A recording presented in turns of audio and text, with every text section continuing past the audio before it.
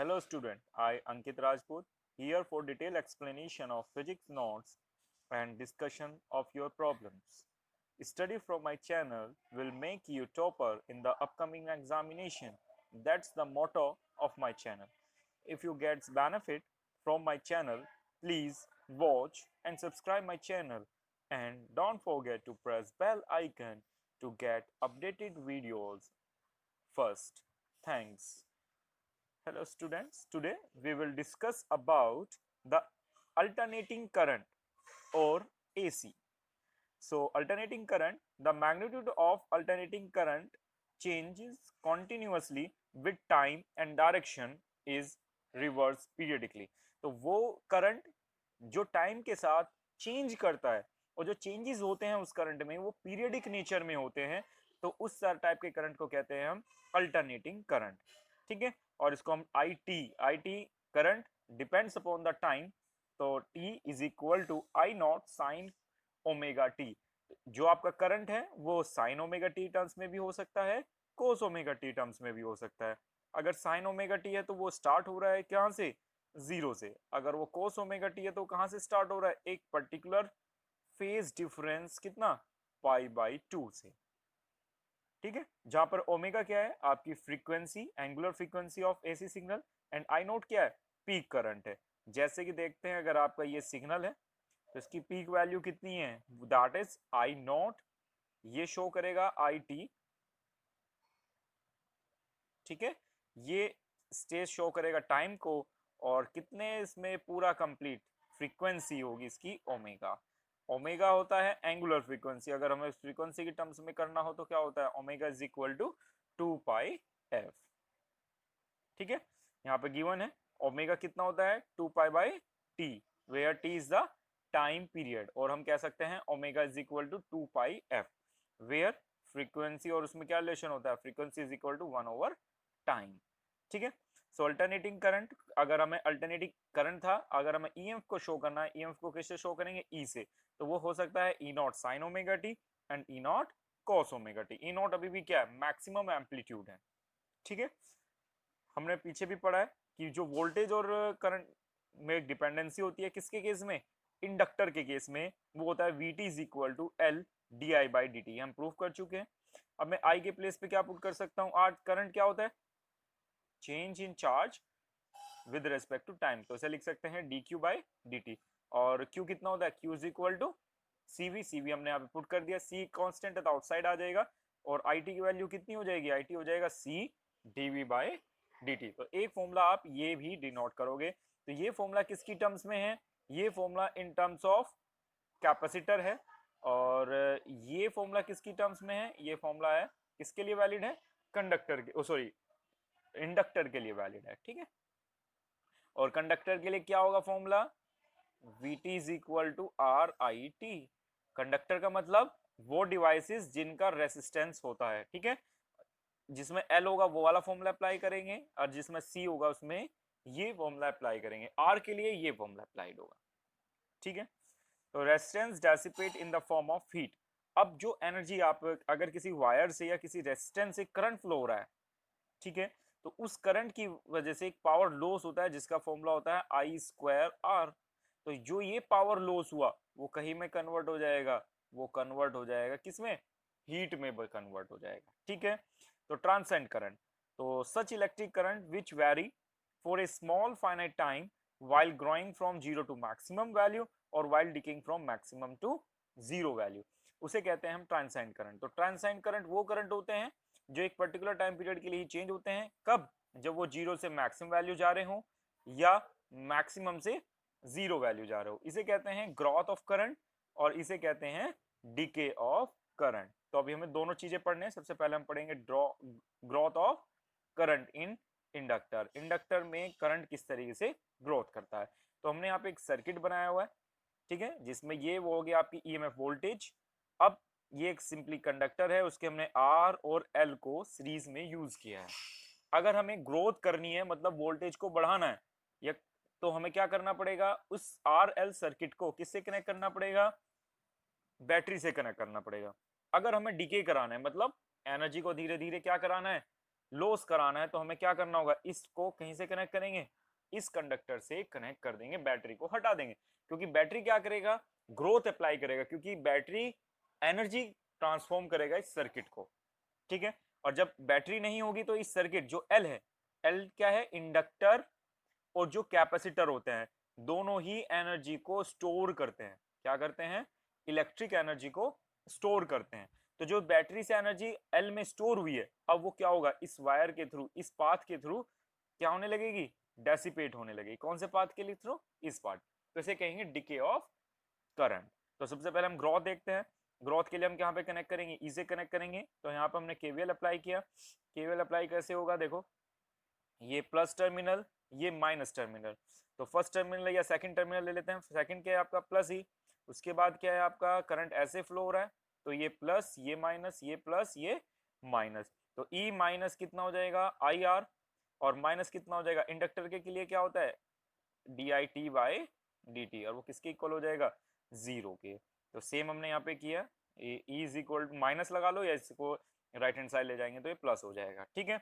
अब हमें पता है कि जो मैक्सिमम करंट, जब मैक्सिमम करंट फ्लो होगा उसके केस में क्या होगा, मैक्सिमम करंट कितना फ्लो होना है, आई नोट होगा, ठीक है। अब मैक्सिमम करंट फ्लो कब होगा, जब ये इंडक्टर क्या हो जाएगा, इसका रेसिस्टेंस या इसकी जो वोल्टेज ड्रॉप हो रहा था वो क्या हो जाए, जीरो हो जाए, ठीक है, या हम कह सकते हैं शॉर्ट हो जाए। शॉर्ट सर्किट होने का मतलब वोल्टेज जीरो हो जाना, ठीक है। करंट उस केस में मैक्सिमम होगा, तो मैक्सिमम करंट कब हो सकता है, जब एल को हम शॉर्ट कर दें, ठीक है। तो इसीलिए उस केस में जो ई होगा, जो टोटल पोटेंशियल कितना हो जाएगा, आई नोट इंटू आर, तो ई के प्लेस पे मैं क्या पुट कर सकता हूँ, आई नोट इंटू आर, और ये आपका आई आर और L D I by D T है। आई नोट आर क्या होगा, आर इसको इस साइड ले गए, तो I naught minus I into R is equal to L D I by D T, तो इसको हम क्या करेंगे, डी टी टर्म्स को एक साथ कर लिया और आई टर्म्स को एक साथ कर लिया, ठीक है। तो अब मैं क्या करूंगा, इसका इंटीग्रेशन करूंगा बोथ साइड, और हमें पता है 1/x का इंटीग्रेशन कितना होता है, log x होता है, ठीक है। तो कितना लेना है मुझे इंटीग्रेशन, 1/i नोट माइनस आई, इसका जब इंटीग्रेट करूंगा तो log e i naught minus I, और बाहर क्या है, माइनस है, ठीक है।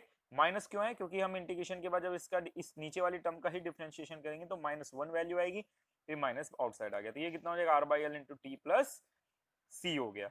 अब ग्रोथ के लिए केस में क्या होगा कि जब हमारा करंट जीरो होगा, सॉरी टाइम जीरो होगा, तो सबसे पहले फेज पे उस टाइम पे करंट भी जीरो होगा, क्योंकि तब तक आपने कोई बैटरी कनेक्टेड नहीं की है।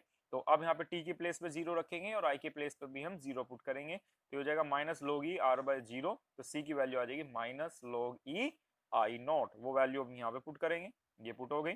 फिर आई वाली टर्म्स को एक साथ ले गए, इसको हमने, लोग में क्या होता है, जो प्लस होते हैं तो मल्टीप्लाई हो जाती है और सब्ट्रैक्शन हो तो डिवीजन हो जाता है, तो यहाँ पे सब माइनस था तो क्या हो जाएगा, सब्ट्रैक्ट हो जाएंगे, सॉरी सब्ट्रैक्शन का साइन है इसलिए क्या हो जाएंगे, डिवाइड हो गए, माइनस मैंने बाहर लिया हुआ है, एक माइनस ही है, तो इस माइनस साइन की वजह से क्या होगा, ये डिवीजन में चला जाएगा। उसके बाद हम इसको एक्सपोनेंशियल यहाँ पे लिख सकते हैं, जैसे कि हमें पता है कि भाई अगर log E X is equal to A है तो यहाँ से कह सकते हैं X is equal to E की पावर ए। इसी तरह से मैंने इसको सॉल्व किया, आई नोट से आई नोट कट गया तो 1/i नोट हो जाएगा, ई की power minus R L x into T हो जाएगा, ठीक है। तो अब हम इसको सॉल्व करेंगे, ये x नहीं है, ये मल्टीप्लाई का साइन है, ठीक है। तो आप यहाँ पे इसे हटा भी सकते हो, minus R by L into T हो जाएगा, ये भी R by L into T हो जाएगा, ये भी minus R by L into T हो जाएगा। तो फॉर्मूला हो जाएगा आपका I is equal to I naught bracket 1 minus E की power minus R L into T. इसी तरह टाइम कांस्टेंट, टाइम कांस्टेंट क्या होता है, time constant tau is equal to L by are is known as the constant और inductive time constant.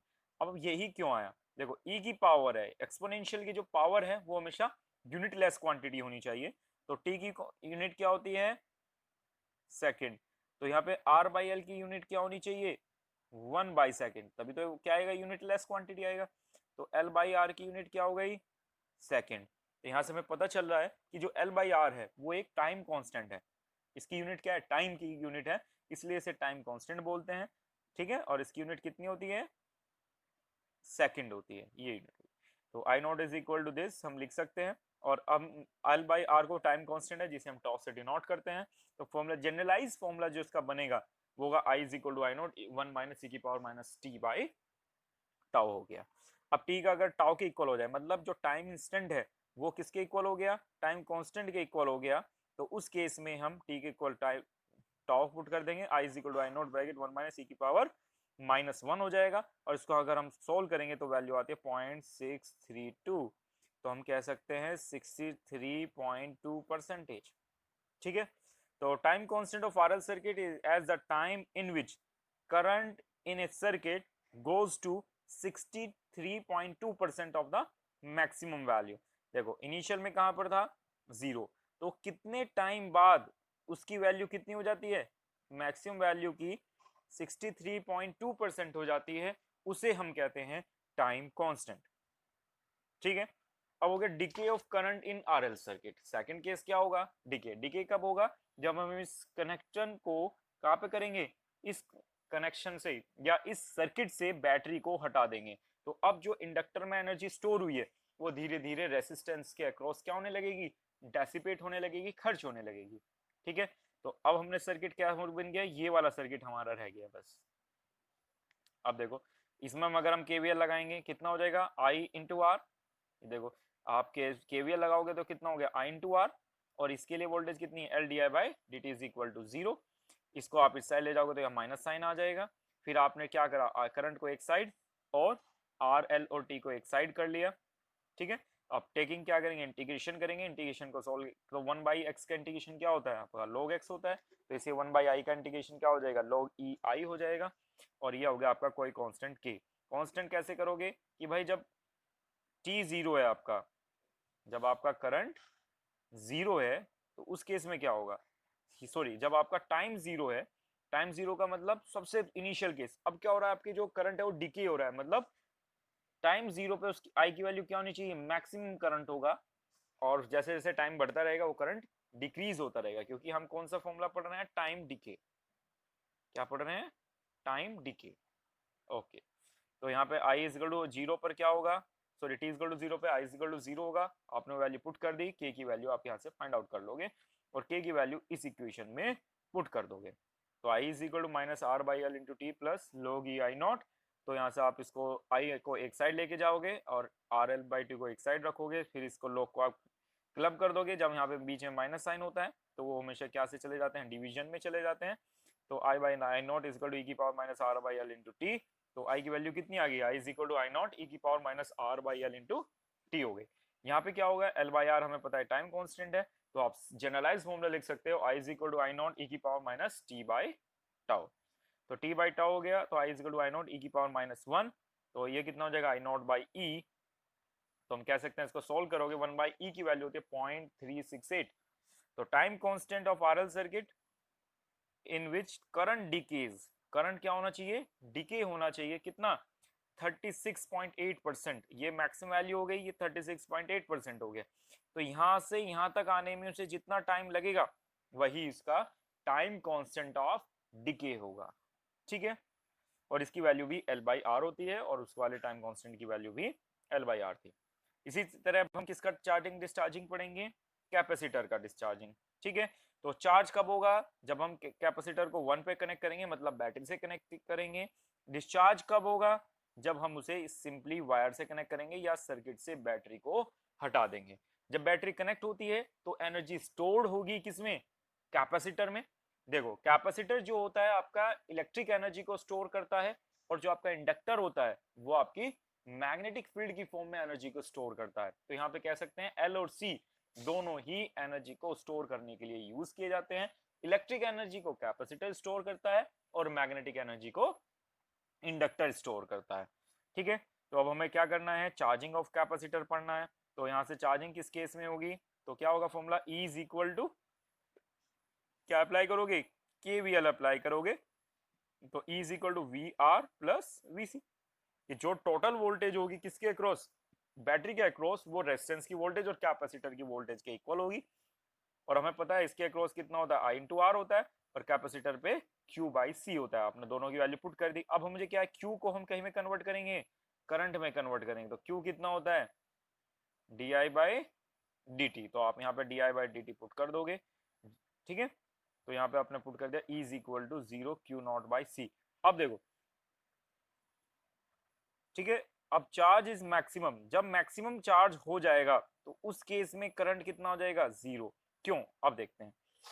Capacitor की property होती है कि जब वो फुल्ली चार्ज हो जाता है, मतलब ये अपनी मैक्सिमम वोल्टेज तक रीच हो जाता है, तो सर्किट हो जाता है ओपन। क्या हो जाता है, ओपन।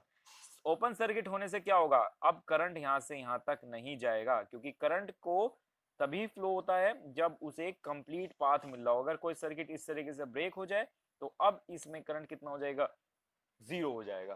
तो कैपेसिटर की प्रॉपर्टी होती है कि जब वो फुल्ली चार्ज हो जाता है तो वो हम रिप्लेस कर देते हैं ओपन सर्किट से। किससे, ओपन सर्किट से। तो इस केस में करंट कितना हो जाएगा, जीरो हो जाएगा जब वो फुल्ली चार्ज हो जाएगा। ठीक है, और चार्ज उस पर कितना हो जाएगा, फुल्ली चार्ज, क्यू नॉट। ठीक है, तो ई की वैल्यू कितनी हो जाएगी, E is equal to Q naught by C. तो आप यहाँ पे पुट कर दोगे Q naught by C, Q by C और आई इंटू आर। क्यू को एक साइड करोगे आप, D Q by D T into R हो गया। अब डी क्यू को इस साइड लेके आओगे और टी को दैट साइड, ये डी टी है ना, तो इसको आप इधर ले गए और ये जो क्यू टर्म्स हैं उसको इस साइड ले जाओगे और उनको फिर इंटरचेंज कर दोगे। तो one by Q naught minus Q D Q is equal to one by R C into D T. तो दोनों तरफ का क्या करोगे आप, इंटीग्रेशन ले लो। तो one by Q naught minus Q into D Q is equal to one by R C into D T हो गया। ठीक है, तो इसको आप वन बाई एक्स है उसका जब लॉग लोगे तो अब यहाँ से कह सकते हैं कि भाई वन माइनस ए माइनस एक्स का डी एक्स जब आप लॉग लोगे तो कितना आएगा, माइनस लॉग ए माइनस एक्स आएगा। तो उसको आप सोल्व करोगे तो बाउंड्री कंडीशन लगाओगे जब भाई टाइम जीरो था, क्योंकि हम क्या पढ़ रहे हैं, ग्रोथ ऑफ करंट। करंट की ग्रोथ कब होगी, जब टाइम जीरो से इंक्रीज। तो T is equal to zero पे चार्ज कितना है, जीरो। तो चार्जिंग जीरो होगी, तो यहाँ पे T is equal to zero पे हमने क्यू की वैल्यू को जीरो रखा। इसको सोल्व कर लिया, यहाँ से के की वैल्यू आ गई माइनस लोगी क्यू नॉट। ठीक है, उसके बाद हमने इसको सॉल्व किया आगे, क्यू नॉट, तो के की वैल्यू माइनस लोगी क्यू नॉट, तो के प्लेस पे हमने क्या पुट कर दिया, माइनस लोगी क्यू नॉट। उसको हम क्या ले जाएंगे, लेफ्ट हैंड साइड लेके जाएंगे। तो इसको यहाँ पे सॉल्व करेंगे, minus one by R C into T. तो लोग हम कॉमन लेंगे, Q naught minus Q divide by Q naught is equal to minus one by R C into T. तो यहाँ से हम कह सकते हैं e की पावर, इसको कैसे लिखेंगे, मैं बता चुका हूँ कि log e a is equal to X है, तो e की power x is equal to क्या हो जाएगा, a के इक्वल हो जाएगा।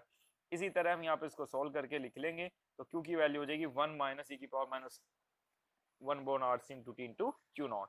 टॉ की वैल्यू आर सी होता है, तो इसको हम अगर हम in terms of t is equal to tau put करें तो क्या होगा, Q naught is equal to, sorry Q is equal to Q naught bracket one minus e की power minus T by tau.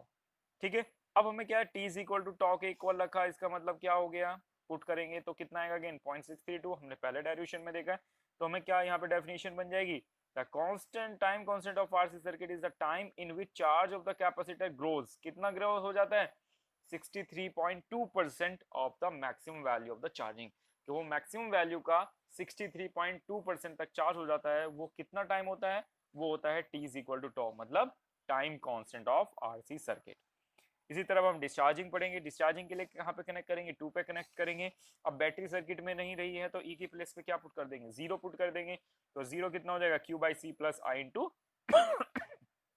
Sorry R. तो current कितना होता है किसी भी सर्किट में, करंट होता है D Q by D T हो गया। ठीक है, वो हमने पुट कर दिया, यहाँ से इसको सोल्व कर लिया, क्यू को एक साइड ले आए और सेपरेट टर्म्स को एक साथ, जैसे डी क्यू बाई क्यू और ये one by R C into T. ठीक है, इसको इंटीग्रेट करेंगे, वन बाई क्यू का कितना हो जाएगा, लॉग ही हो जाएगा, और one by R C into D T plus K. अब के की वैल्यू निकालनी है। अब क्या हो रहा है करंट आपका, सॉरी चार्ज क्या हो रहा है, डीके हो रहा है। इसका मतलब क्या हुआ, इनिशियल में चार्ज कितना था, मैक्सिमम, किसकी वैल्यू कितनी, टी नॉट, किस पर, जब टाइम कितना होगा, जीरो होगा।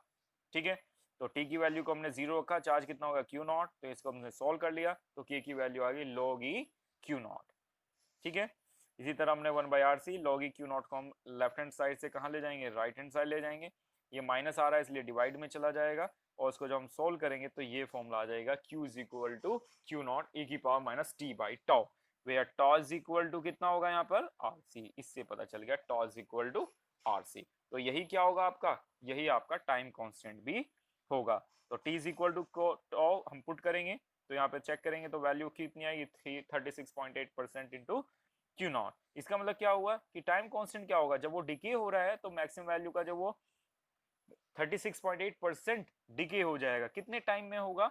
वही टाइम उसका टाइम कांस्टेंट होता है। ठीक है, इसी तरह के हम न्यूमेरिकल कर सकते हैं कि भाई एक कैपेसिटर है जिसकी वैल्यू इतनी है पहले हम उसके चार्ज करते हैं और फिर डिस्चार्ज करते हैं थ्रू ए रेसिस्टेंस। डिस्चार्जिंग कभी भी किसके थ्रू हो सकती है? रेसिस्टेंस के थ्रू हो सकती है।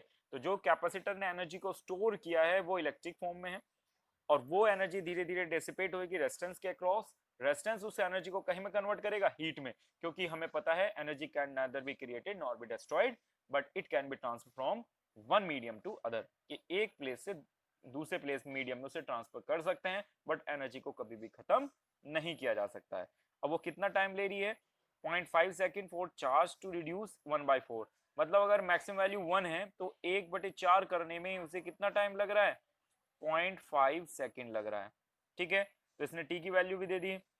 Find the value of the resistance, तो हमें रेजिस्टेंस की वैल्यू को फाइंड आउट करना है। अब हमें पता है क्या है, ये रिड्यूस कर रहा है, मतलब डिस्चार्जिंग वाला फॉर्मूला लगाएंगे, Q is equal to Q naught. क्या फॉर्मूला लगाएंगे डिस्चार्जिंग वाला? क्या था? Q T is equal to Q naught E की power minus T by tau. ठीक है, क्यू नॉट कितना है, कितनी हो जाती है? 1/4 वैल्यू रिड्यूस हो जाता है, क्यू बाई 4। मैक्सिमम वैल्यू कितनी है? क्यू नॉट ई की power minus T by tau हो गया। इसकी वैल्यू को पुट कर दिया। ठीक है, दोनों साइड लॉग ले लिया तो लॉग इसे सॉल्व करेंगे, log E 1 minus log E 4 is equal to T by tau log E. ये बेस और दोनों वैल्यू सेम है तो इसकी वैल्यू कितनी हो जाएगी? 1 हो जाएगी। तो log ई 4 इसकी वैल्यू कितनी हो जाएगी? 0 हो जाएगी। तो कितना होगा? Minus log E 4 is equal to minus T by tau. Minus से माइनस कट गया तो टी की वैल्यू कितना हो जाएगी? टॉ log ई 4। तो टॉ क्या होता है? टाइम कांस्टेंट है जिसकी वैल्यू कितनी होती है? आर इंटू सी होता है। आर सी मैंने पुट कर दिया, आर की वैल्यू मुझे फाइंड आउट करनी है, T divided by C log E 4। log E 4 की वैल्यू ऊपर गिवन है, ये log ई 4 की वैल्यू है, ये सी की वैल्यू है। तो आप इसमें वैल्यू को पुट करके आर की वैल्यू को फाइंड आउट कर सकते हैं। ठीक है, अब next topic is mean value और एवरेज वैल्यू। ठीक है, देखो जैसे कि आपका कोई एसी करंट है, एसी करंट क्या कर रहा है? टाइम के साथ वेरी कर रहा है। ठीक है, तो अगर हमें इसका डीसी इक्विवेलेंट वैल्यू निकालनी है, कैसी? डीसी इक्विवेलेंट वैल्यू, तो हम इसका एक एवरेज फाइंड आउट करते हैं। डीसी कैसी होती है? एक स्ट्रेट लाइन होती है, तो हम इसका क्या फाइंड आउट करते हैं? एक एवरेज फाइंड आउट करते हैं। ठीक है, जिसे हम कहते हैं मीन वैल्यू और एवरेज वैल्यू। तो मीन निकालने के लिए जैसे कि आपका करंट है I am sign omega T, average का फॉर्मूला आपको याद रखना है, ये फॉर्मूला हर जगह पर वैलिड होगा, जहां पर भी आपको इसकी एवरेज वैल्यू निकालनी है। एवरेज वैल्यू हम किसके लिए निकालेंगे? एक बार हाफ पीरियड के लिए और एक बार फुल पीरियड। जैसे कि एक एसी सिग्नल है, ये हाफ पीरियड, और मैं पूरे सिग्नल के लिए निकालूंगा तो ये होगा इसका फुल पीरियड। पहले देखेंगे हाफ पीरियड के लिए। हाफ पीरियड के लिए वैल्यू कितनी हो जाएगी? 1/t/2 into 0 to T I T D T. तो आई एवरेज का आपको एक फॉर्मूला याद रखना है, 1/t 0 to T I T D T. ठीक है, ये क्या हुआ? 0 टू टी क्यों लिया? टी यहाँ पे लिया है t/2, क्योंकि मैं यहाँ पे निकाल रहा हूँ हाफ पीरियड के लिए। फुल पीरियड के लिए लूंगा तो यहाँ पे कितना आ जाएगा? टी आ जाएगा। तो वैल्यू को पुट किया, I am sign omega T. ठीक है, 1/t2 आई एम की कांस्टेंट है, हमने इंटीग्रेशन से बाहर ले लिया, तो 0 to t/2 sine omega T D T. Sine omega T का डिफरेंशिएशन कितना होता है? कॉस ओमेगा टी, वो भी माइनस का, तो minus cos omega T divide by omega 0 to t/2। So values put करेंगे, कॉस 0 की वैल्यू कितनी होती है?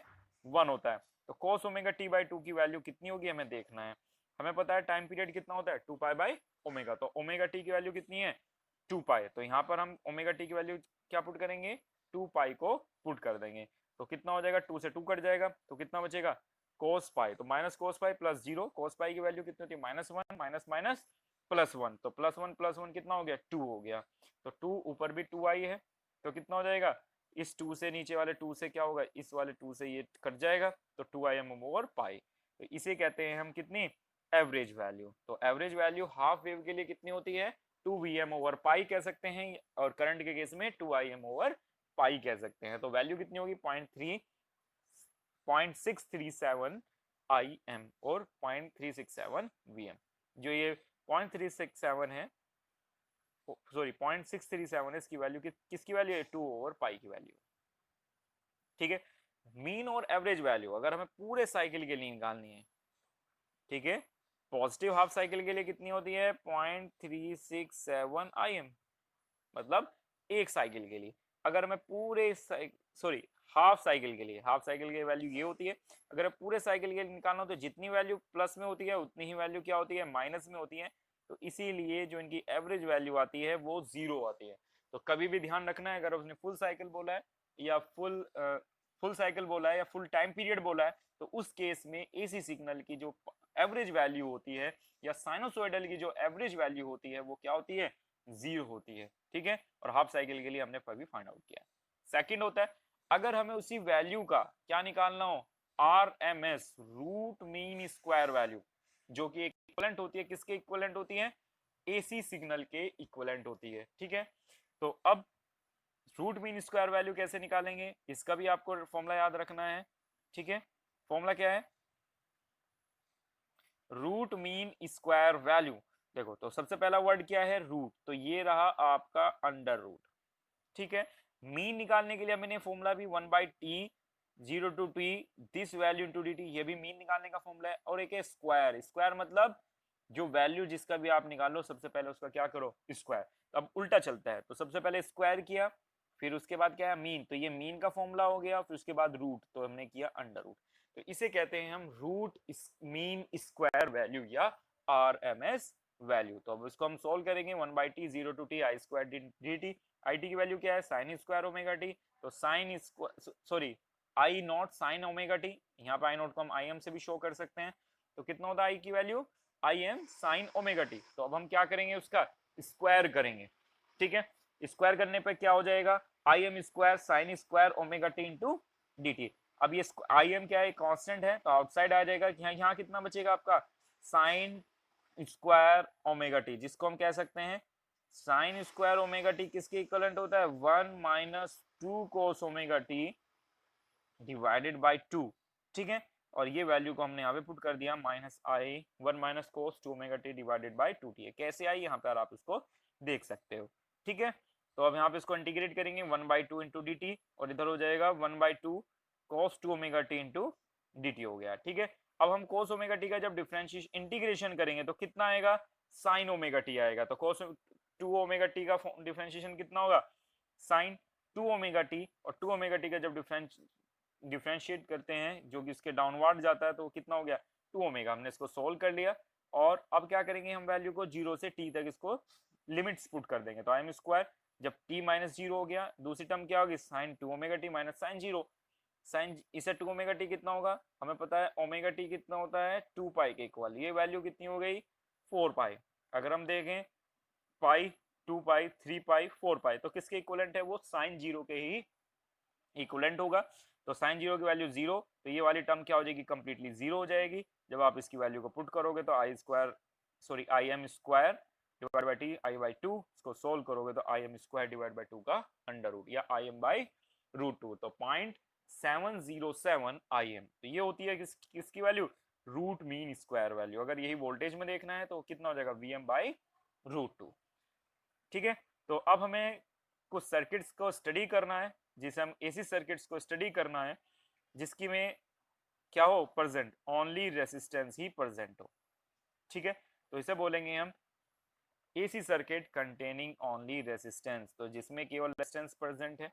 तो E is equal to E naught sine omega T, हमने उसके साथ कनेक्ट किया एक रेसिस्टेंस को, तो E की वैल्यू कितनी होगी, ई नॉट साइन ओमेगा 2। ठीक है, अब हमें क्या चाहिए, करंट चाहिए। करंट क्या होता है, वोल्टेज डिवाइड बाय रेसिस्टेंस, तो E बाई आर फॉर्मूला लगाया, E कितना होगा, E naught sine omega T divide by R, कहां से आया ये, ओम्स लॉ से आया। तो I इज इक्वल टू कितना हो गया, E बाई आर को हमने क्या बोल दिया, maximum value of current I naught, तो I is equal to I naught sine omega T. तो हम यहाँ से देख सकते हैं कि देखो दोनों ही, ये करंट है और ये वोल्टेज है, सेम फेज में है। फेज का मतलब क्या होता है, चलो देख लेते हैं। जैसे हमारे पास है I naught sine omega T plus कुछ पाई, कोई कांस्टेंट हो सकता है, जैसे पाई बाय 2, जैसे पाई है ये pi by 2 pi by 3 something कुछ वैल्यू हो सकती है। ठीक है, तो इस टर्म्स को बोलते हैं फेज। क्या बोलते हैं, फेज। इस फाई को बोलते हैं फेज डिफरेंस। क्या बोलते हैं, फेज डिफरेंस। इस ओमेगा को बोलते हैं एंगुलर फ्रीक्वेंसी। क्या बोलते हैं, एंगुलर फ्रीक्वेंसी। और इस आई नोट को कहते हैं maximum amplitude of the current या मैक्सिमम एम्पलीट्यूड ऑफ वोल्टेज। अगर ये वोल्टेज होगी तो इसका मैक्सिमम एम्पलीट्यूड ऑफ वोल्टेज हो जाएगा। ठीक है, अब यहाँ पे हमने देखा कि जो दोनों वैल्यू है, दोनों वैल्यूज कैसे हैं, 0 से स्टार्ट हो रही है, सेम फ्रीक्वेंसी है, सेम फेज है, तो वो एक दूसरे को इस पॉइंट पर क्या करेगी, क्रॉस ओवर करेगी। अब हमें देखना है ई नोट की वैल्यू कितनी है, आई नोट की वैल्यू कितनी है, E naught divided by are. अगर ये मैक्सिमम वैल्यू ई नोट है और आपकी आर की वैल्यू ग्रेटर देन 1 है, तो आई नोट की वैल्यू क्या होगी, इससे लेसर होगी। तो जो अंदर वाले कर्व है किसका, लेस एम्पलीट्यूड वाला, तो वो हो गया आपका आई नोट, और जो ग्रेटर एम्पलीट्यूड वाला है वो क्या हो गया आपका ई नोट हो गया। ठीक है, फेजर डायग्राम हम इसका बनाएंगे। फेजर डायग्राम क्या शो करता है, फेज डायग्राम किसी भी कांस्टेंट की किसी भी करंट की वैल्यू को फेज और उसके मैग्नीट्यूड की टर्म्स में शो करता है। तो फेजर डायग्राम दो तरह से बना सकते हैं हम। अगर हम, एक है कि भाई आई जो करंट है जो किसमें रेजिस्टेंस में फ्लो रहा है उसको, और ई को हम 0 पर लेट कर लेते हैं, तो दोनों क्या होंगे, एक ही डायरेक्शन में लाई करेंगे। सेकंड वे क्या कहता है कि इसको हम फेज की टर्म्स में लिखे, जैसे कि ये 0 पर हो गया। अब जो ई नोट है वो कितना फेज डिफरेंस है, साइन ओमेगा टी है ना, तो फेज डिफरेंस कितना हुआ, ओमेगा टी, तो ये क्या शो कर रहा है, ई को शो कर रहा है। अब आई देखो, आई कितना है मेरा, आई भी कितना है, आई नोट साइन ओमेगा टी, तो इसमें फेज कितना है, ओमेगा टी, तो ये भी कितना एंगल बनाएगा, ओमेगा टी, बट इसका एम्पलीट्यूड क्या रहेगा, कम रहेगा। इसलिए पहले यहां पर होगा आपका आई नोट और यहाँ पे क्या होगा, ई नोट होगा। ठीक है, तो जब हम किसी क्वांटिटी को उसकी फेज और एम्पलीट्यूड की टर्म्स में उसको पुट करते हैं, किसकी फॉर्म में, एरोज की फॉर्म में, तो उसे कहते हैं हम फेजर डायग्राम, जैसे कि इसका नेम ही है फेज। ठीक है, तो दूसरा है आपका AC circuit containing only inductor. अब ऐसे सर्किट जिसमें केवल इंडक्टर लाई कर रहा है, तो ई कितना होता है, E naught sine omega T. ठीक है, फॉर्मूला क्या होता है, is equal to L D I by D T, ये हमने पहले पढ़ा है। तो D I by D T की वैल्यू कितनी हो जाएगी, ई बाई एल, और डी आई कितना हो जाएगा, E by L into D T. अब हम इसको इंटीग्रेट करेंगे, ई की वैल्यू कितनी होती है, E naught sine omega T, इसको पुट करोगे इंटीग्रेशन कितना होगा इसका, माइनस का cos omega T divide by omega, यहाँ से आ जाएगा minus E not divide by omega L into cos omega T. तो इसको कॉस को हमारा ई कैसे था, इन टर्म्स ऑफ साइन था, तो हम आई को भी कैसे करेंगे, इन terms of sine he replace करेंगे। तो cos ओमेगा टी को क्या लिख सकता हूं मैं, omega T minus pi by 2 sine की टर्म्स में। इसको भी अगर आप सोल्व करोगे तो कितना आएगा, cos ओमेगा टी आएगा, तो इसे लिख सकते हैं minus E naught by omega, minus cos omega t की वैल्यू कितनी हो गई, माइनस cos ओमेगा टी की value sine minus pi by 2 plus omega. इसको देख तो कैसे करते हैं, अब मुझे cos क्या चाहिए, minus cos omega T. Minus cos कहां पर होता है, यहाँ पर कोस माइनस है, यहाँ पर कोस माइनस है। अब हमें क्या करना है, दो केसेस बनेंगे, तो ये या ये होगा। मैं यहाँ पे स्टैंड कर रहा हूं, तो मैं पहले कहां जाऊंगा, माइनस का पाई बाई 2 पर, एंटी क्लोक क्लोक वाइज चल रहा हूँ इसलिए माइनस पाई बाई 2 आया। उसके बाद कितना एंगल चलना पड़ेगा मुझे, ओमेगा टी, तो कितना हो गया, प्लस ओमेगा टी, तो ये किसके इक्वलेंट हो गया, साइन के इक्वलेंट हो गया। तो साइन माइनस का पाई बाई 2 प्लस ओमेगा टी, इसको सॉल्व करोगे तो omega T minus pi by 2। ठीक है, तो यहाँ से इंडक्टिव, तो जो ये ओमेगा एल है इसे कहते हैं हम रिएक्टेंस। क्या टर्म बोलते हैं, रिएक्टेंस। किसका रिएक्टेंस, इंडक्टर का, तो उसे कहते हैं X L is equal to कितना हो जाएगा, ओमेगा इंटू एल।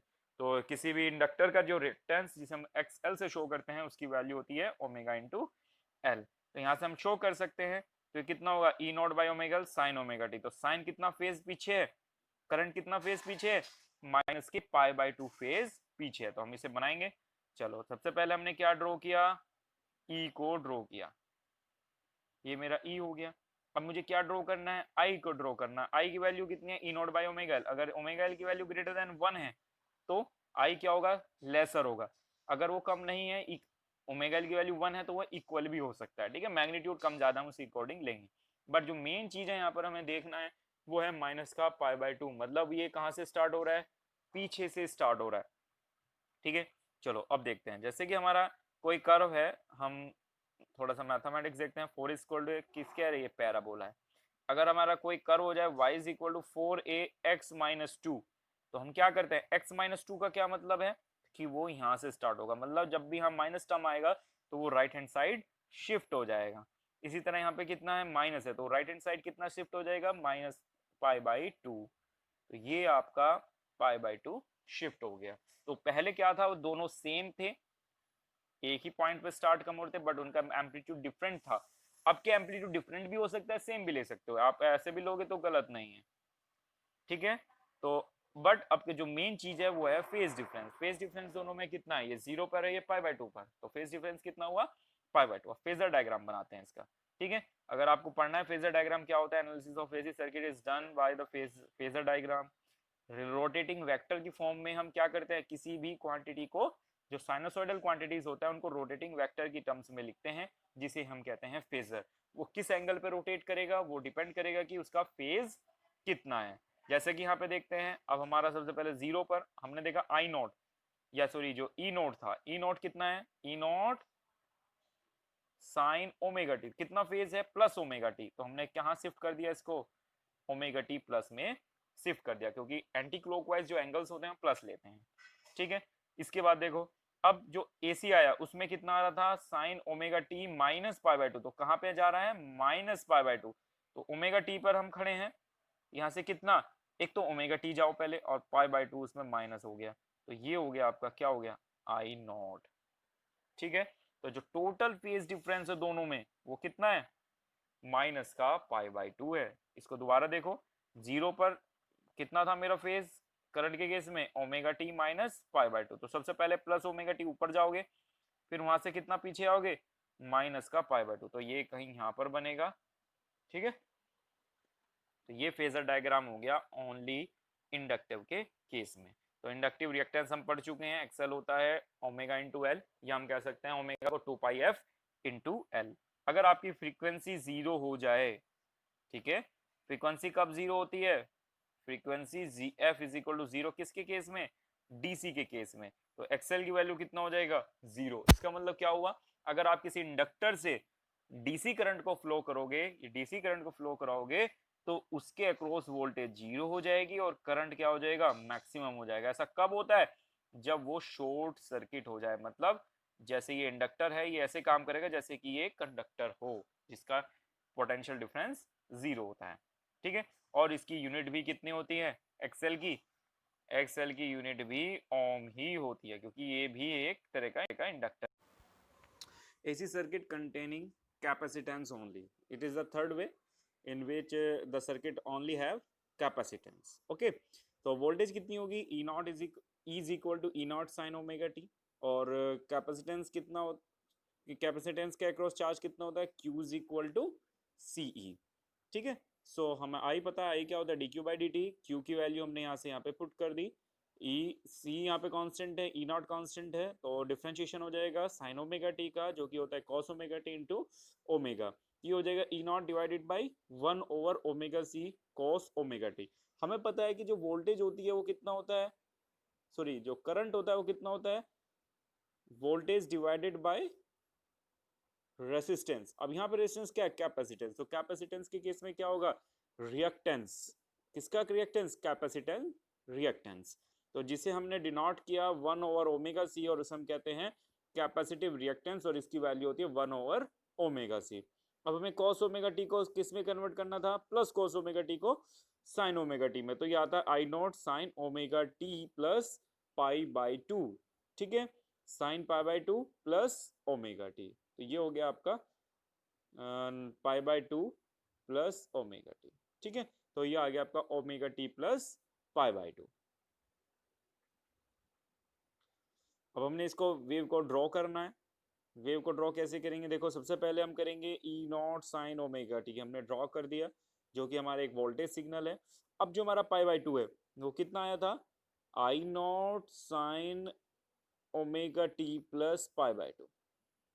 मैंने क्या कहा, आप ओमेगा टी को जब भी आपको देखना हो कि कहाँ से वेव स्टार्ट होगी, इस टर्म को आप 0 के इक्वल रखो, तो क्या आएगा ओमेगा टी आ जाएगा माइनस का π/2, मतलब कि माइनस के π/2 से आपकी वेव स्टार्ट होगी। अगर xc की वैल्यू ग्रेटर देन 1 है तो आई जो करंट है उसका एम्पलीट्यूड लेसर होगा एज कम्पेयर टू EC, ठीक है।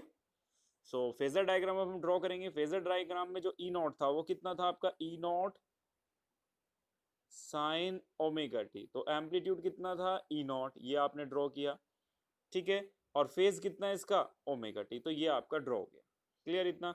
फिर करंट का कितना था, I naught sine omega T plus pi by two. तो ओमेगा टी पहले आप यहाँ पहुंचे, फिर यहाँ से पाई बाई टू यहाँ पर, तो ये हो गया आपका आई नॉट। तो ये किसके लिए फेजर डायग्राम बनेगा, ओनली कैपेसिटिव के केस में। ठीक है, तो हमें पता है in pure capacitance circuit current Leeds. तो करंट क्या करता है, लीड कर, देखो लीड के लिए कैसे पता चलेगा, आप एंटी क्लॉकवाइज क्या करो, रोटेट हो करो। अब आगे कौन चल रहा है इसमें, करंट आगे है और वोल्टेज पीछे है, तो हमें क्या कहेंगे, प्योर कैपेसिटेंस सर्किट के केस में करंट क्या करता है, लीड करता है, मतलब आगे चलता है किससे, वोल्टेज से, कितने फेज से, पाई बाई टू फेज से। ठीक है, where in pure inductor, pure inductor में क्या होता था, वोल्टेज लीड करता था किसको, करंट को, कितने एंगल से, पाई बाई टू से। देखो उसमें वोल्टेज कैसे लीड करता था, ये हुआ फेजर डायग्राम। अब एंटी क्लॉकवाइज आप रोटेट करो, कौन लीड कर रहा है, वोल्टेज लीड कर रहा है किसे, करंट को, कितने एंगल से, पाई बाई टू एंगल से। ठीक है, तो ये आपको याद रखना है कि कैपेसिटर के केस में करंट लीड करता है और इंडक्टर के केस में वोल्टेज लीड करता है। ठीक है, कैपेसिटिव के लिए एस सी कितना होता है, 1/ω/c=1/2π fc।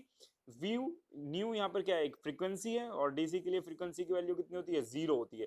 अब आप 0 पुट करोगे तो कितना आएगा, एक्सी इन्फिनिटी। इन्फिनिटी कब होता है, जब आपका सर्किट ओपन हो, मतलब ये एक वायर है और बीच में से कट जाए, तो इसे बोलते हैं आप ओपन सर्किट। तो जब कैपेसिटर पूरा चार्ज हो जाता है तो वो बिहेव करता है कैसे की तरह, ओपन सर्किट की तरह। और दूसरी चीज, जब हम डीसी फ्रीक्वेंसी आप रखते हैं या डीसी सिग्नल होता है, उसके लिए कैपेसिटर ऑलवेज ओपन सर्किट की तरह ही काम करेगा और इंडक्टर शॉर्ट सर्किट की तरह। ठीक है, तो इसीलिए हम कहते हैं कि जो कैपेसिटर है वो डीसी को ब्लॉक कर देता है या डीसी करंट को अपने पास से पास नहीं होने देता। ठीक है, एक्सी होता है 1/ω/c और इसकी यूनिट भी ओम ही होती है। Clear, AC circuiting, AC circuit, next topic, AC circuit containing resistance, inductance and capacitance। अब जो तीनों एलिमेंट्स हैं वो कनेक्ट किए गए हैं इन सीरीज, तो उसके लिए हमें सबसे पहले ड्रॉ करना है फेजर डायग्राम। अब फेजर डायग्राम मैंने ओमेगा टी की टर्म्स में भी आप बना सकते हो और सिंपली वी आर की टर्म्स में भी ड्रॉ कर सकते हो। एग्जाम्पल, सबसे पहले जो हम ड्रॉ करेंगे करंट की वैल्यू। ठीक है, अब करंट के रेस्पेक्ट में जो वी आर वोल्टेज होती है वो सेम फेज में होते हैं। रेसिस्टेंस के केस में वोल्टेज और करंट सेम फेज में होते हैं, इसलिए वी आर और वी आई एक ही लाइन में आपने ड्रॉ करेंगे। ठीक है, अब इंडक्टर के केस में वोल्टेज लीड करती है कितने एंगल पे, पाई बाई टू एंगल पे, तो ये ऊपर की तरफ बन गया। और कैपेसिटर के केस में वोल्टेज लैग करती है, लैग मतलब पीछे रहती है किससे, करंट से। कैसे देखेंगे, एंटी क्लॉकवाइज आप रोटेट हो रहे हो, तो ये कितना हो गया, पाई बाई टू। तो इस वजह से आपका इस तरह का सर्किट बनेगा। अब ये VL था, ये VC, इनका रिजल्टेंट अगर मैंने माना, ये मैं लेट करके चल रहा हूँ कि जो VL है वो ग्रेटर देन VC है, तो VL माइनस VC यहाँ पे आ जाएगा। अब रिजल्टेंट, एक तो VR का रिजल्टेंट और एक इसका रिजल्टेंट हो गया आपका V, ये हो गया आपका V हो गया। ठीक है, तो V की वैल्यू कितनी होगी, VL माइनस VC का होल स्क्वायर प्लस VR का होल स्क्वायर, और ये V स्क्वायर अंडर रूट कर दोगे। अगर आपको इक्विवेलेंट वोल्टेज निकालनी है तो होगा VR square plus VL minus VC का होल स्क्वायर का अंडर रूट, ये आ गया आपकी टोटल वोल्टेज। ठीक है, तो total effective resistance of RLC, अगर हमें इंपीडेंस निकालना तो क्या होगा, V की जगह क्या पुट कर देंगे, I इंटू जेड, ये रहा। और जहां पर भी आपकी VR की जगह क्या पुट करेंगे, I इंटू आर, और VC जो कि कैपेसिटर की वोल्टेज है तो IXC, और VL के प्लेस पे हम पुट कर देंगे IXL। तो सारी वैल्यूज को पुट करने के बाद I कॉमन आएगा और दोनों साइड से कट जाएगा, तो Z का जो फॉर्मूला आएगा this is R square plus XL minus XC का होल स्क्वायर। ये फॉर्मूला बहुत इंपॉर्टेंट है न्यूमेरिकल पॉइंट ऑफ व्यू से। अब हमें फेज एंगल निकालना है फाई। ठीक है, फेज एंगल कैसे निकालेंगे, अब देखो ये हो गया आपका फेज एंगल फाई, तो यहाँ पे टेन थीटा फाई कितना हो जाएगा, दिस डिस्टेंस ये कितना है, VL minus VC over this distance that is VR। तो टेन फाई हो गया VL minus VC divided by VR, और अगर हम करंट की टर्म्स में लिखे तो XL minus XC divide by R। ठीक है, केस वन लेते हैं। अगर ऐसा हो जाए कि जो XL और XC है वो इक्वल हो जाए, तो इस केस में क्या होगा, इस वैल्यू में अगर आप पुट करोगे XL माइनस XC 0 इक्वल हो जाए तो ये टर्म क्या हो जाएगी, ये टर्म हो जाएगी 0। तो Z किसके इक्वल हो जाएगा, Z हो जाएगा आपके R के इक्वल। तो यहाँ से आ गया आपका Z is equal to R।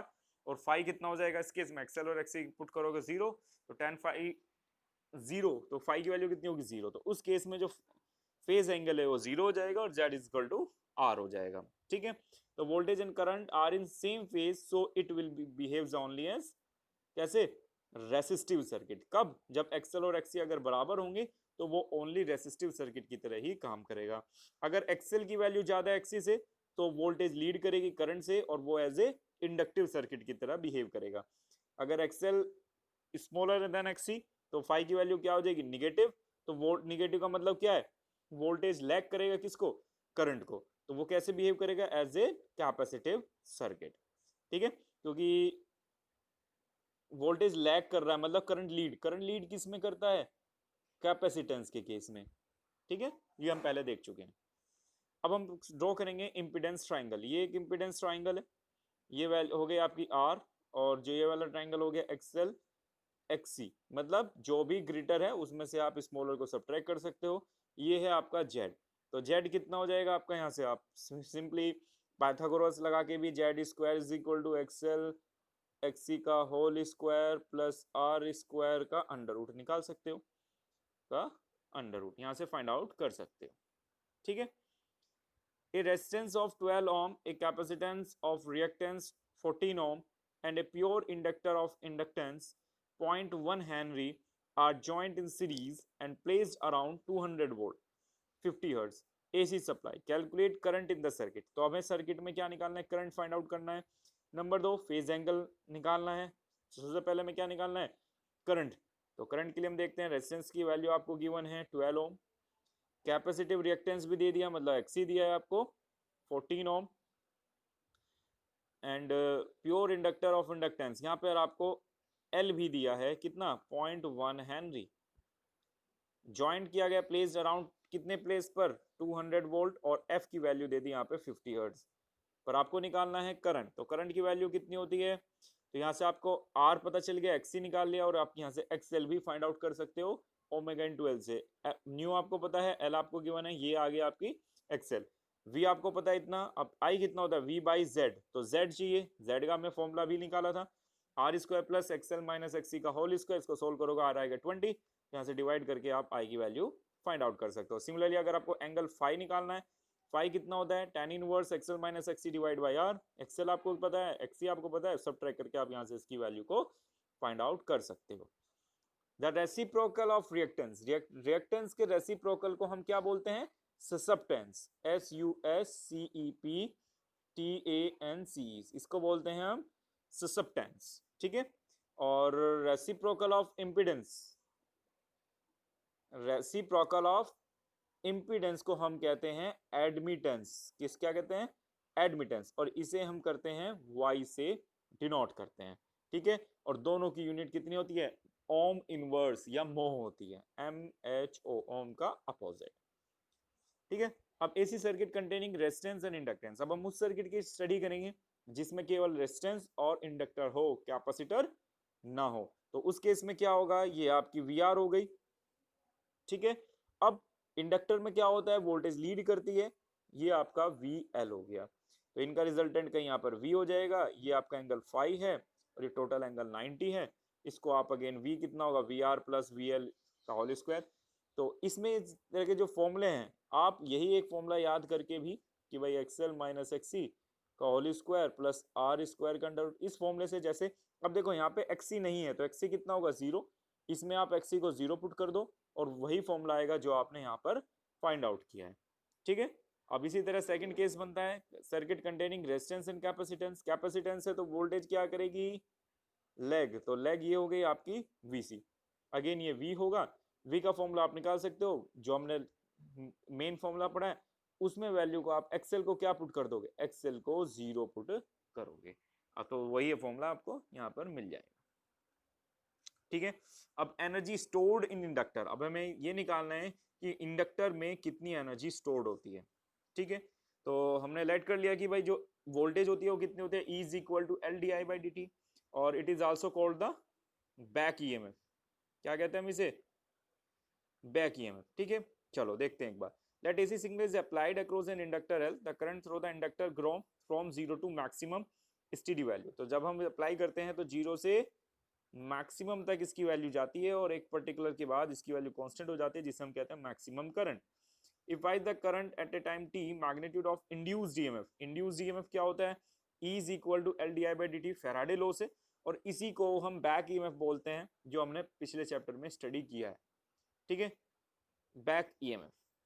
So the work done against the back EMF will store in the inductor as if in the magnetic potential energy। तो जो हम वर्क डन करेंगे इस EMF के अगेंस्ट, वो इंडक्टर में स्टोर हो जाएगा किसकी फॉर्म में, मैग्नेटिक एनर्जी की फॉर्म में। और the rate of change of work done क्या होता है, हमेशा पावर होती है, और पावर क्या होता है, P, वो होता है वोल्टेज इंटू करंट। तो ये हो गया D W by D T is equal to power कितनी है, ई इंटू आई, ई की वैल्यू में पता है L D I by D T, और आई यहाँ पे पुट कर दिया D W by D T, D T से आपका डी टी कैंसिल आउट हो जाएगा, तो D W is equal to L D I by, तो इसका आप इंटीग्रेशन करोगे दोनों साइड, तो वर्क डन हो गया total W is equal to half L I square. तो डब्ल्यू कितना हो गया, तो टोटल वर्क डन हो गया हाफ एल आई स्क्वायर, ठीक है। So energy stored in the inductor, तो एनर्जी स्टोर्ड कितनी होती है इंडक्टर में, हाफ एल आई स्क्वायर होती है, ठीक है। अब हमारा नेक्स्ट टॉपिक है LC ऑक्सीलेशन। LC ऑक्सीलेशन मतलब अब हम क्या करेंगे, जो आपकी एनर्जी है वो ऑक्सीलेट करती रहेगी, ये C ये L, और हम इसे कनेक्ट करेंगे एक बैटरी से जिसकी वोल्टेज कितनी है, V है।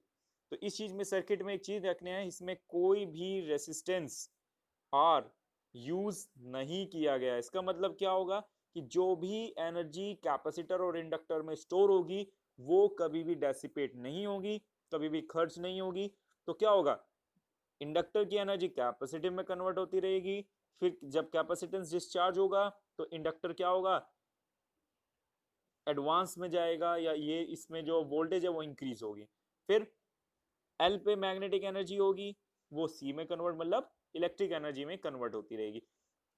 तो एक तरह के हमें क्या मिलने लगेंगे, ऑक्सीलेशन। एक टाइम पे इंडक्टर पे एनर्जी ज्यादा होगी और वो डिस्चार्ज होगा किसके अक्रॉस, कैपेसिटर के अक्रॉस, फिर जब कैपेसिटर फुल्ली चार्ज हो जाएगा तो ये क्या होगा, डिस्चार्ज होगा किसके अक्रॉस, इंडक्टर के अक्रॉस। आपकी एनर्जी कभी भी डेसिपेट नहीं होगी क्योंकि इसमें कोई भी इंडक्टर यूज नहीं किया गया। तो सबसे पहला केस लेते हैं, जब आपने बैटरी यूज की तो आपने अभी K2 को क्या किया है, ओपन किया हुआ है, तो वोल्टेज डायरेक्टली किससे कनेक्ट होगी, कैपेसिटर से कनेक्ट हो गई। तो जितनी आप वोल्टेज अप्लाई करोगे उसके अकॉर्डिंग आपका कैपेसिटर चार्ज हो जाएगा। तो जैसे कि हमने देखा है पहले फिगर में, अभी कोई करंट फ्लो नहीं हो रहा, आपका जो कैपेसिटर था वो फुल्ली चार्ज हो गया।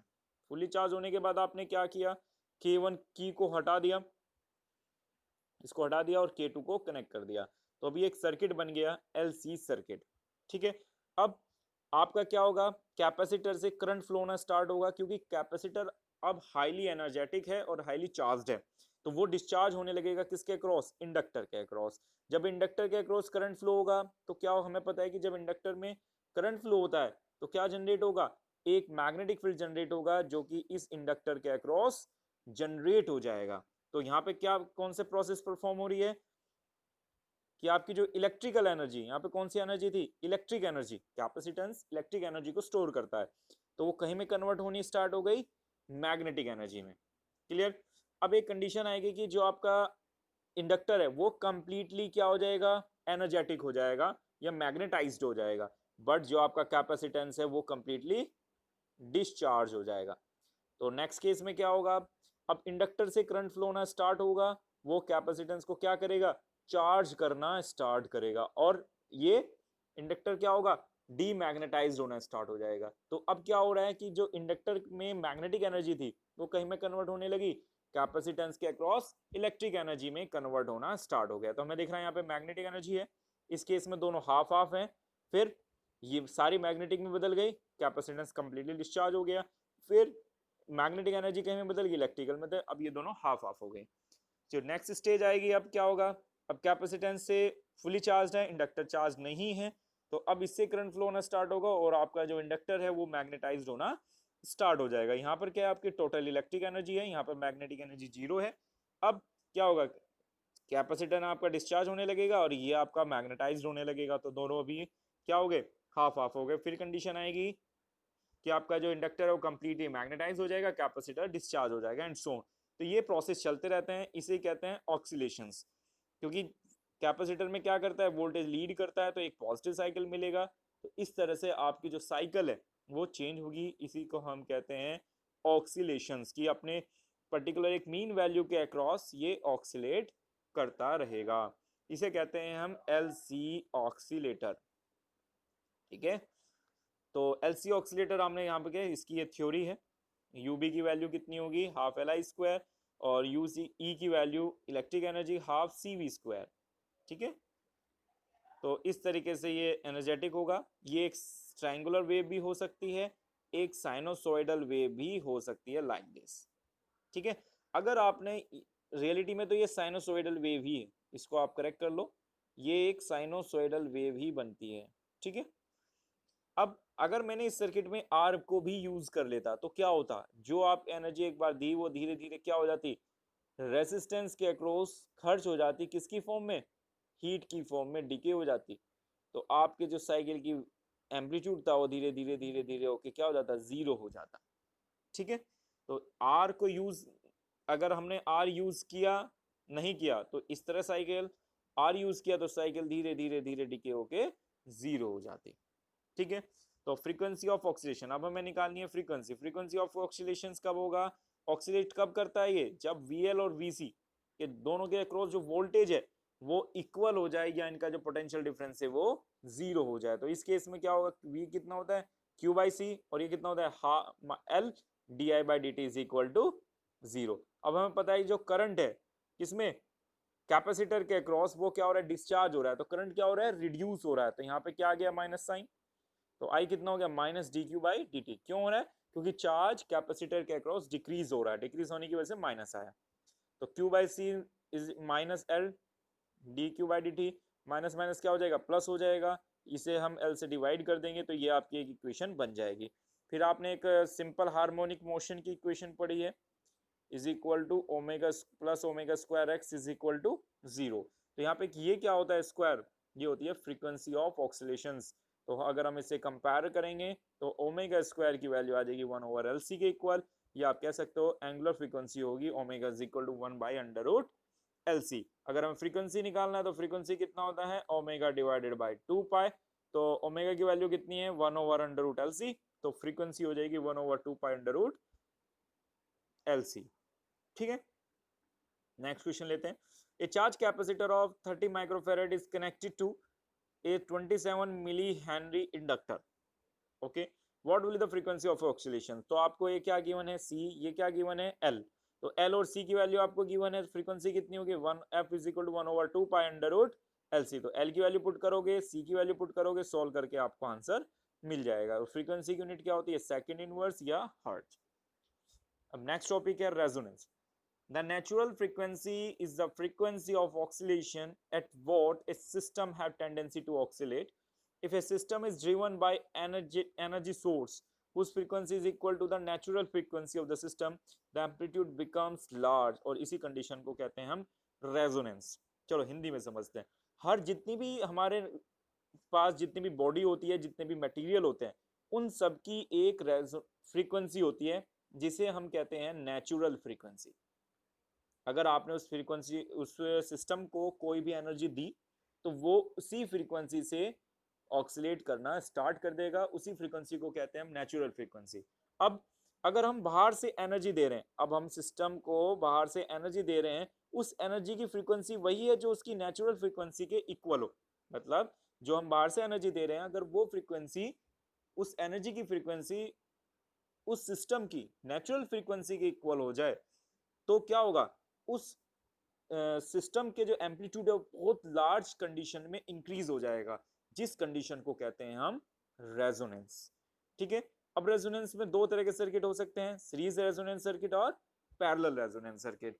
ठीक है, रेजोनेंस सर्किट में सीरीज में, अगर एलसी सीरीज में कनेक्टेड है तो सीरीज रेजोनेंस सर्किट, एल और सी अगर पैरेलल में कनेक्टेड है तो पैरेलल रेजोनेंस सर्किट। ठीक है, सर्किट इन विच ये हम पढ़ चुके हैं। तो सीरीज रेजोनेंस सर्किट के केस में जेड की वैल्यू कितनी होती है, R square plus XL minus XC का होल स्क्वायर का अंडर रूट। और करंट कितना होगा, करंट क्या होगा, I is equal to E by Z. ठीक है, और जेड की जो वैल्यू है वो मिनिमम होगी। क्यों मिनिमम होगी, क्योंकि एक्सएल सीरीज रेजोनेंस कब अकर करेगा, जब एक्सएल और एक्ससी क्या हो जाए, इक्वल हो जाए। क्योंकि हमने अभी देखो फ्रीक्वेंसी निकाली है, फ्रीक्वेंसी कब आई थी, जब एक्सएल और एक्ससी क्या थे आपके, इक्वल थे। वीएल और वोल्टेज इक्वल थी तो उसकी एक्सएल और एक्ससी भी इक्वल होंगे। ठीक है, तो रेजोनेंस कब होगा, जब वे दोनों इक्वल होंगे, एक्सएल और एक्ससी क्या होंगे, इक्वल होंगे। तो उस केस में क्या होगा, जेड की वैल्यू किसके इक्वल हो जाएगी, आर के, और वही वैल्यू होगी इसकी मिनिमम वैल्यू। ठीक है, तो एक्सएल और एक्ससी को आप इक्वल में पुट करो तो ओमेगा आ जाएगा, omega R is equal to 1 over under root L C, और एफ आर कितना हो जाएगा, F R is equal to 1/2 pi under root L C. यही फ्रीक्वेंसी किसके इक्वल है, नेचुरल फ्रीक्वेंसी के इक्वल है। किसके, नेचुरल फ्रीक्वेंसी के इक्वल है, और यही फ्रीक्वेंसी हमारी कहलाती है रेजोनेंस फ्रीक्वेंसी। ठीक है, तो यहाँ से हमें पता चलता है रेजोनेंस फ्रीक्वेंसी तभी अकर करेगी जब एक्सएल और एक्ससी क्या हो जाए, इक्वल हो जाए। और कंडीशन नंबर 2, तो उस केस में जो इम्पीडेंस होगा जेड होगा वो मिनिमम होगा। और हमें पता है करंट कितना होता है, वोल्टेज डिवाइड बाय इम्पीडेंस, तो करंट क्या हो जाएगा आपका, मैक्सिमम हो जाएगा। तो सीरीज रेजोनेंस में मैक्सिमम करंट फ्लो होता है। देखो ये रहा, अब हम सारे कर्व अलग अलग बनाएंगे, चलो अलग से देखते हैं। तो आपका आर होता है वो कांस्टेंट होता है, वो फ्रीक्वेंसी पर डिपेंड नहीं करता है। एक्सी क्या होगा आपका, 0 पर इन्फिनिटी होता है, और जैसे जैसे फ्रीक्वेंसी इन्फिनिटी होगी वो कितना हो जाएगा, 0 हो जाएगा। थर्ड केस क्या होता है, एक्सएल और ओमेगा सी डायरेक्टली प्रोपोर्शनल होता है, तो वो स्ट्रेट लाइन में ओमेगा एल हो जाएगा। अब हमें क्या करना है, इन तीनों का रिजल्टेंट निकालना है। जब हम रिजल्टेंट निकालेंगे तो क्या आता है, वो इस तरह का एक कर्व आता है। ठीक है, ये कर्व हो गया आपका जेड के लिए। अब अगर जेड आपका मैक्सिमम है तो करंट कितना हो जाएगा, मिनिमम। अगर जेड मिनिमम है तो करंट कितना हो जाएगा, मैक्सिमम। और जेड की मिनिमम वैल्यू कितनी हो सकती है, आर। ठीक है, और आई की मैक्सिमम वैल्यू क्या हो सकती है, आई नो। ठीक है, तो ये हो गया आपका जेड और ये हो गया आपका आई।